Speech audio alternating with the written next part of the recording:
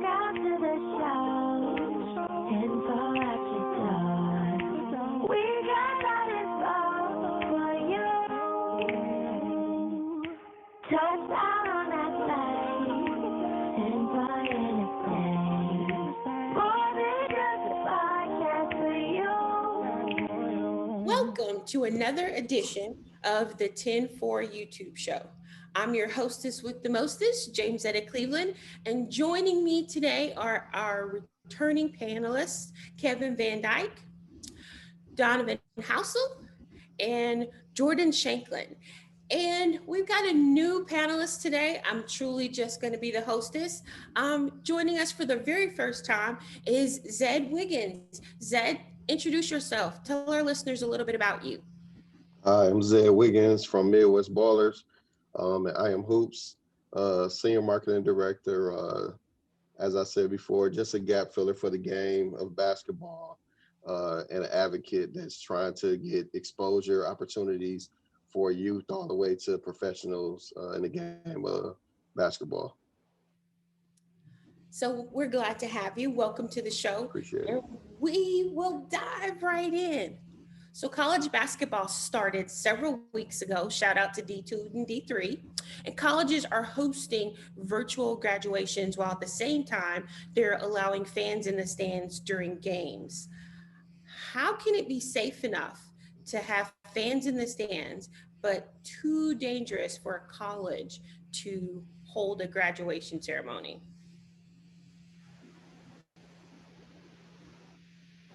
Don't all jump in at once. Well, generally you don't charge to go to graduation, so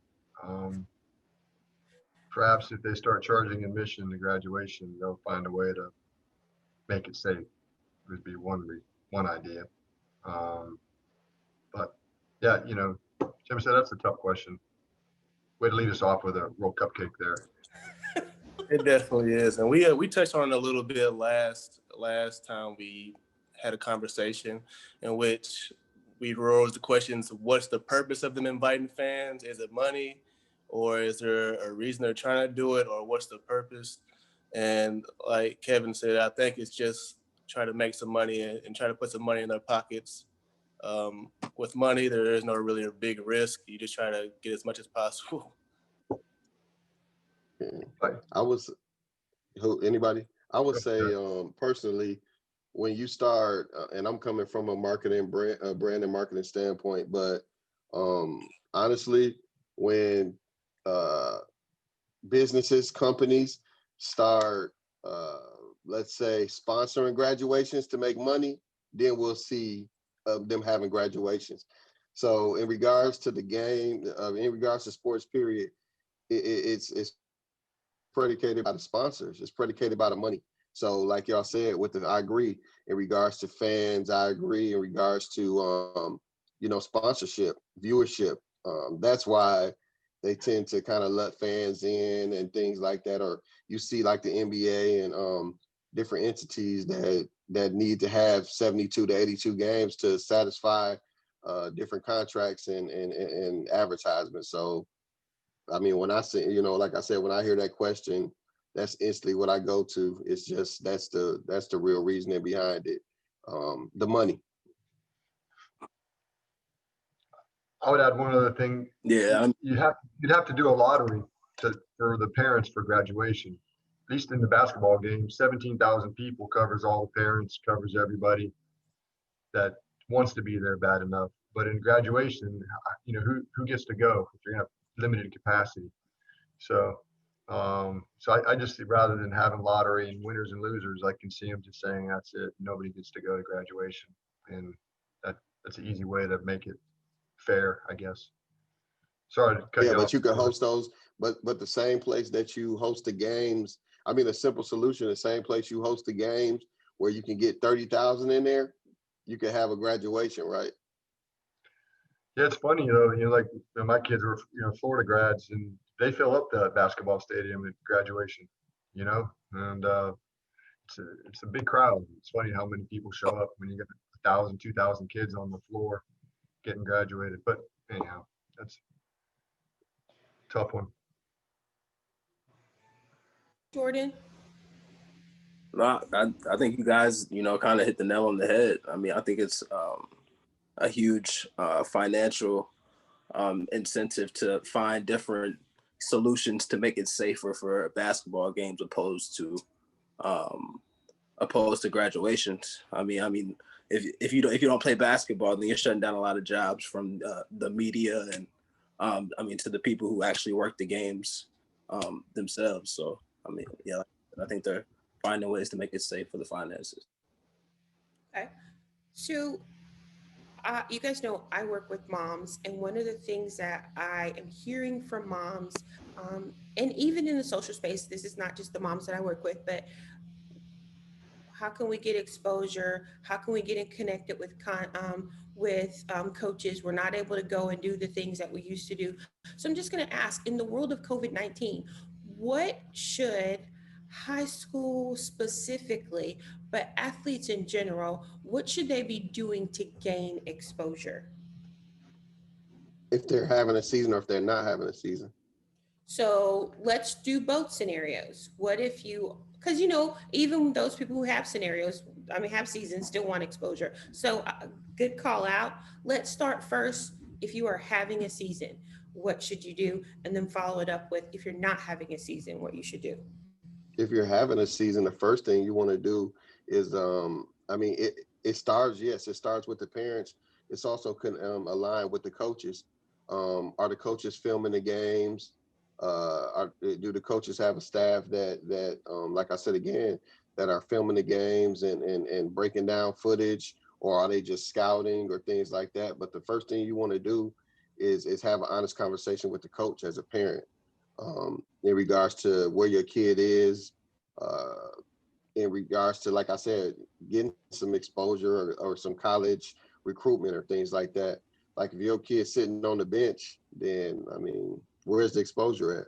But if your kid is elite, or your kid is working and getting some, getting some good playing time in the game, I think that you should be touching base with the coach first. And if the coach isn't doing any things with the whether it's social media or recording, then that's when you turn to entities that do highlights and mixtapes. That would be the level of, I mean, you have local guys that's doing it from their phones, and camera crews that can come in and do everything. But that's the next thing you want to do. You want to get highlights, and they say mixtapes, so you want to get highlights and things like that to start marketing yourself. Once you get that done, you want to kind of create a profile.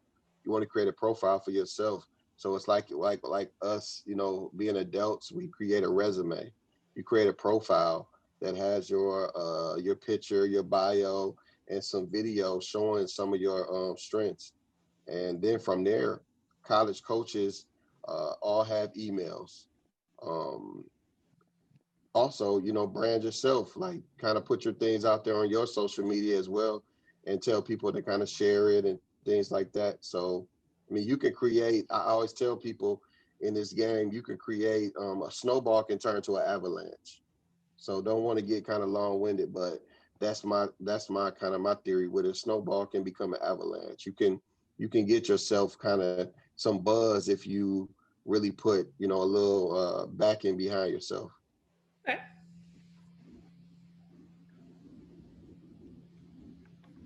I don't have too much. I think Zed covered it. My only thing would be, if you're in a state that's not playing and you're young enough, you might be considering, like Zed, getting to Texas or getting somewhere where they are playing. If you have family or something that can allow you to, leave a place that is shut down, if you have that resources and capability, because some places you aren't playing.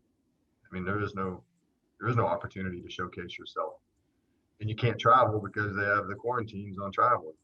So, but I'm in Florida, where things are not as restricted, and I think same thing in Texas, Yes.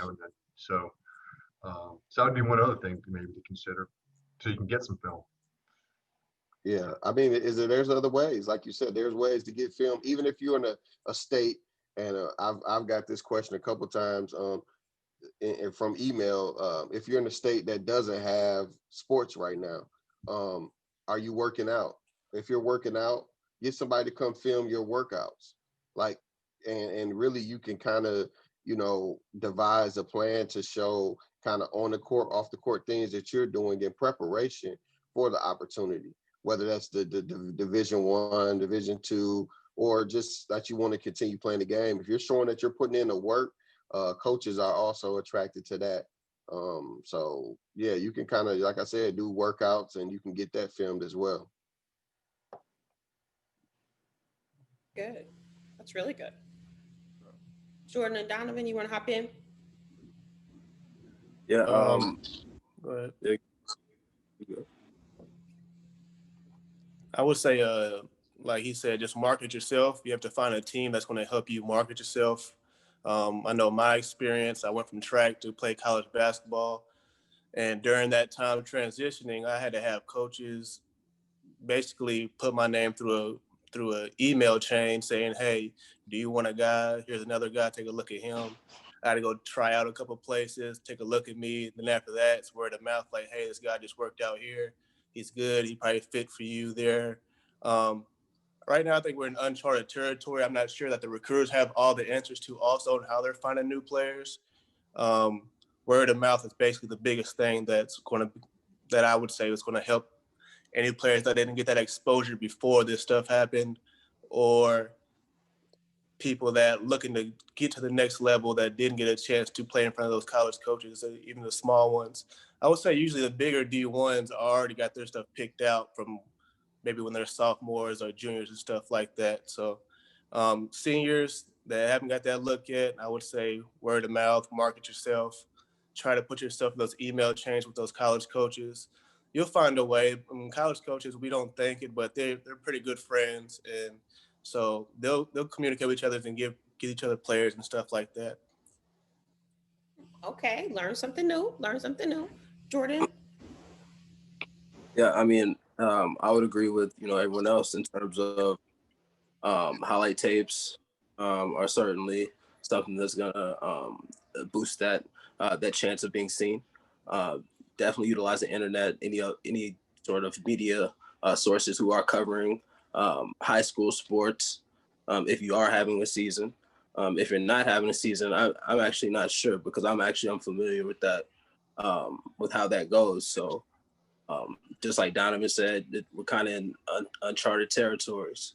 So if you aren't having a season and you aren't able to put out game film, then just as Zed alluded to, maybe record some of your workouts.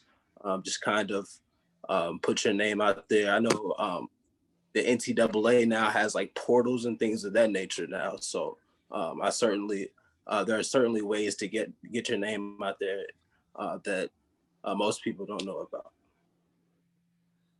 If you're a parent listening, there's a couple of things I want you to just think about. One, we've heard that coaches talk to each other. So it is worth the shot to email a coach, to be your own advocate. And two, work ethic matters. Zed, that was a really good call out for our parents because I'm not sure that I know I haven't said this to parents that I work with, and I'm not sure that other parents are just aware that the fact that you organize a workout for yourself and you are working out, showing that there's effort, even if you're not playing, that it matters.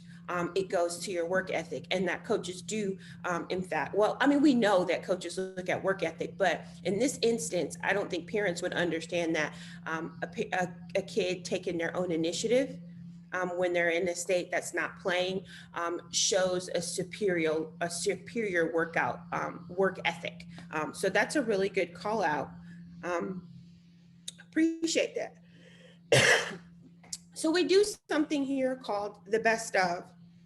And so our first question for the best of series is, what is the best NBA franchise and why? In my opinion, personally, um, it just depends on what you look at. But for me, I would say the LA Lakers is probably the best NBA franchise. Not only because they're winning or because of like the current state. I would just say the history and the brand itself, the marketability of it, and the money, and being where it is in LA, the hotbed for everything entertainment. I think that I would say the Lakers. Yeah, I would have to say the Lakers as well. You know, it seems as, you know, from the outside looking in, not even from a basketball standpoint, but from like a business standpoint, it kind of seems as if they encourage their players to think outside of basketball. You know, like a lot of things that Magic Johnson does. I can't remember whether is he still affiliated with the Lakers at all. Yeah. Yes. I'm not. I can't remember whether, but you know, he does different things around LA, and he kind of gets the players involved with certain things outside of basketball. That's really cool. So I would think as a whole, the Lakers franchise probably among the best.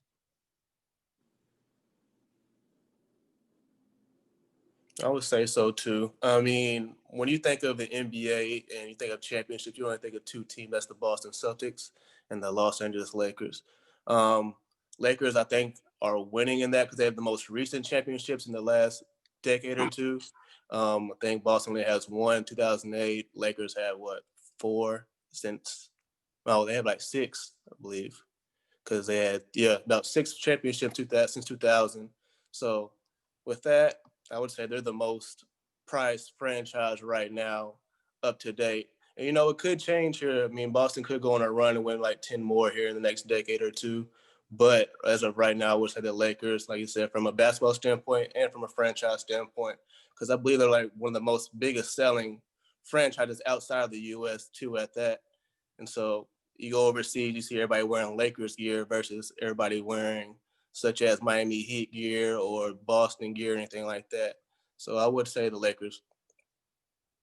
Interesting. All right, I'll be the token Celtic guy then. I'm gonna go Celtic. And 17 champions each, right? The greatest dynasty maybe in professional sports when the Celtics ran off, I think 11 in 12 years. So that would be, you know, but that was, it was a while ago. But the league wasn't watered down then when there was only, I think, 20 teams in the league. And as much, you know, the talent wasn't quite as diluted as some people would say it could be today. But those two teams clearly stand way above the rest.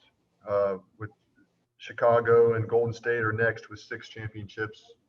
Yeah. Yeah. And San Antonio's got 5. I don't know. I thought a little bit more. I think in the last 20 years, I'm kind of a fan of San Antonio. I just think they've consistently put out a product. The Lakers have been up and down a little bit, you know, but I like how the San Antonio had that crew for a long time that produced.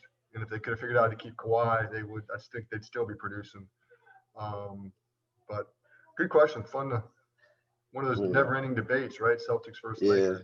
That's how I think. I think like that as well, because it's just I think, you know, when she asked that, it's kind of like the market, like LA, Hollywood, entertainment, just the brand itself for LA.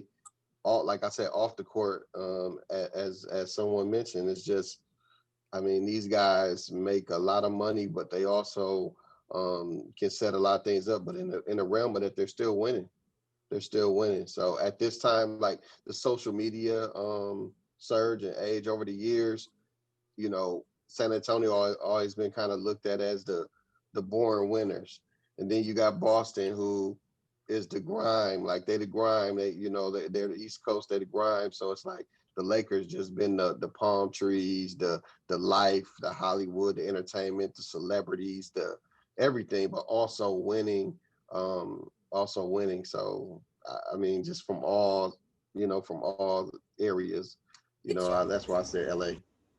Did you just take a shot at Tim Duncan when you said San Antonio is the boring winners? Like, No, I'm just saying, as from a fan standpoint, I'm